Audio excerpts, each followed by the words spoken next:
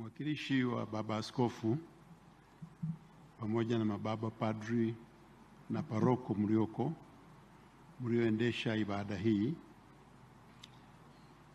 Mheshimiwa Waziri Mkuu wa Jamhuri ya Muungano wa Tanzania, Spika wa Bunge la Jamhuri ya Muungano wa Tanzania, wajumbe wa Kamati Kuu ya Halmashauri Kuu ya Taifa na wajumbe wa Halmashauri Kuu na wanachama wote wa CCM mlioko katika msiba huu kwa ajili ya kuja kushirikiana na familia na wananchi wa Isimani na mkoa wa Iringa katika kutoa na kumuaga mwenzetu ambaye ametuacha.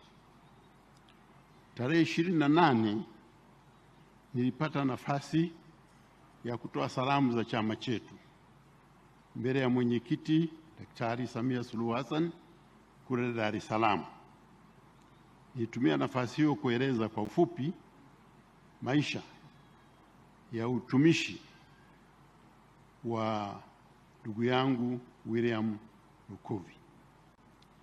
Leo sitaki kurudia yale mambo, lakini leo kwa kuwa mmesikiliza wote wasifu wake, nataka leo kuzungumza na vijana wa CCM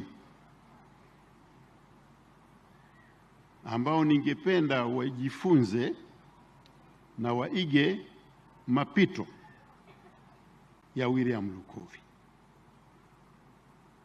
Ukimsikiliza wasifu wake, hakupenda kuanzia juu, alianzia chini kabisa.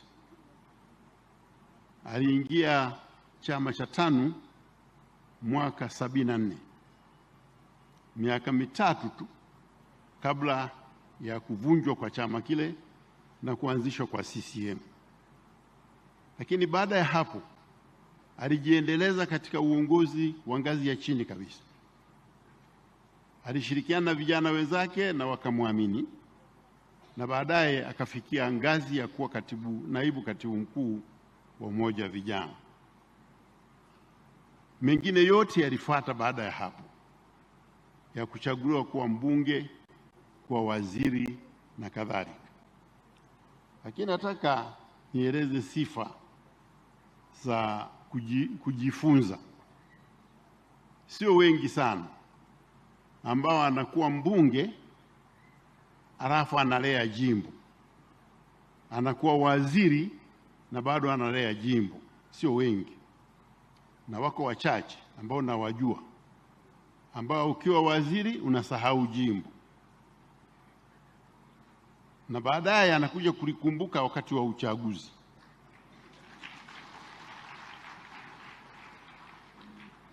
Sio mfano mdogo kwamba ndugu William Lukuvi amekuwa mbunge wa Isimani kwa miaka 31,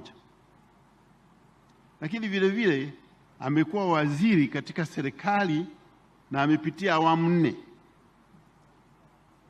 awamu ya Benjamin Mkapa,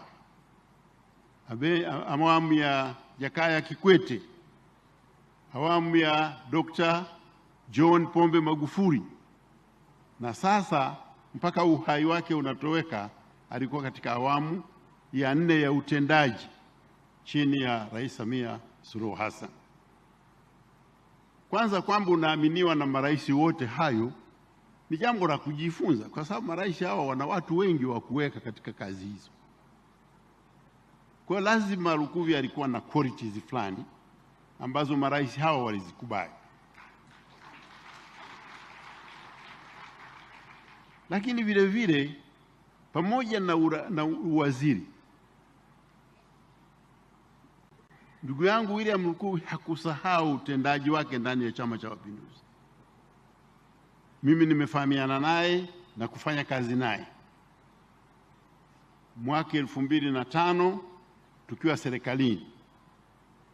Lakini licha ya kuwa serikalini, ndugu Lukuvi alikuwa mjumbe wa Kamati Kuu ya Chama cha Mapinduzi, alikuwa mjumbe wa Halmashauri Kuu, na tulikuwa wote mpaka mwaka 2017.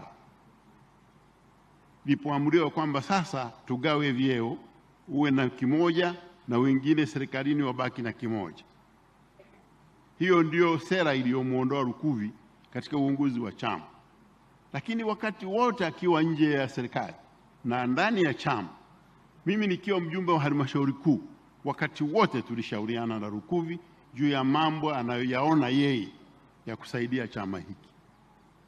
Kwa chama chetu kimepoteza mwanachama mahususi kweli kweli, na ndio maana sisi CCM leo tuko wengi hapa, tunawakilisha uongozi wa juu kabisa wa chama chetu, kwa sababu ya kutambua mchango sio tu katika serikali, lakini mchango wake na mapenzi yake katika chama chetu. Sasa sina la kuongeza zaidi. Nimesema ameondoka. Sisi tunataka kuhakikishia wanaisimani kwamba wakati utakapofika, chama chetu kitakumbuka mchango wa Lukuvi katika kuamua nani waje huku ili muamue mpate Lukuvi mbadala. Kwa sasa tutapenda kwa kweli kazi zile alizozianzisha ziendelee, lakini vile vile ni vizuri tuseme kwamba kazi zile alizozianzisha na zinazoendelea zinatokana na ilani ya Chama cha Mapinduzi, na serikali inao wajibu wa kutekeleza ilani hiyo. Kwa hiyo namuomba Waziri Mkuu atupie jicho eneo hili lilokuwa linaongozwa na ndugu Lukuvi, ambaye alipenda sana watu wake na maendeleo yake, ili kazi zile zisisimame alafu ukawaongezea watu wa Isimani majonzi zaidi. Baada ya maelezo hayo, naitakia familia ya marehemu Lukuvi wakubali kwamba kuna kuishi na kuna kifo. Hiyo kazi siwezi kufanya kwa sababu imefanywa vizuri saini na kanisa, na mimi sitaki kuwa badala ya kanisa, wala sitaki kuambia mambo ya maisha baada ya kifo. Hiyo ni kazi ya kanisa. Sisi tunashughulika na maisha kabla ya kifo.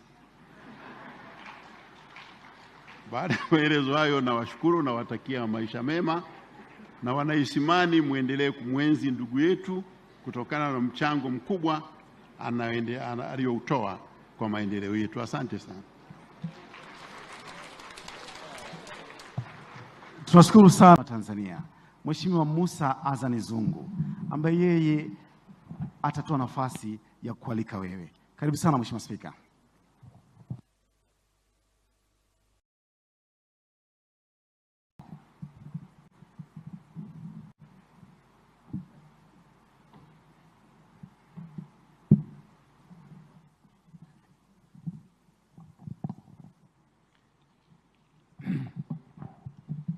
Mheshimiwa Baba Padri na mwakilishi wa Askofu Mkuu wa jimbo hili, Mheshimiwa viongozi wa dini, mapadri, chukua nafasi hii kuwashukuru kwa ibada nzuri ya kumsindikiza mpenzi wetu ambaye leo imekuwa siku yake ya mwisho duniani. Mheshimiwa Waziri Mkuu wa Jamhuri ya Muungano wa Tanzania, Mheshimiwa Wasira, makamu mwenyekiti, niseme tu itifaki imezingatiwa. Kamwene unogage unoga kukae. Kwanza nichukue nafasi hii kuwapa pole familia.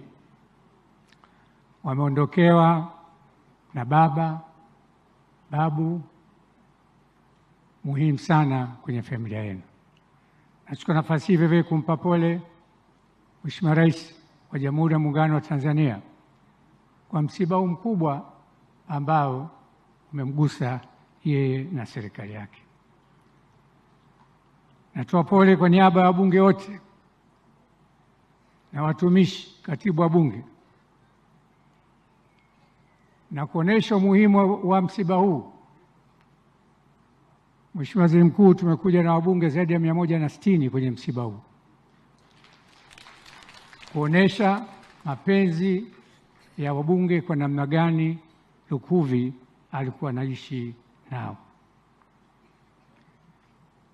Sifa za Lukuvi zimesemwa. Mimi nilipata bahati kufanya naye kazi kwa mwenyekiti wa Bunge na baadaye kwa spika wa Bunge. Najua uwezo wake na najua pigo ambalo Bunge limepata kutokana na uwezo na umahiri na utifu wake kwa serikali. Kikubwa ni kumwombea Mwenyezi Mungu amsamehe makosa yake kwa udhaifu kwa binadamu na mweke kwenye makazi mema mazuri mpaka hapo watapokutana naye mwenyewe. Nashukuru sana.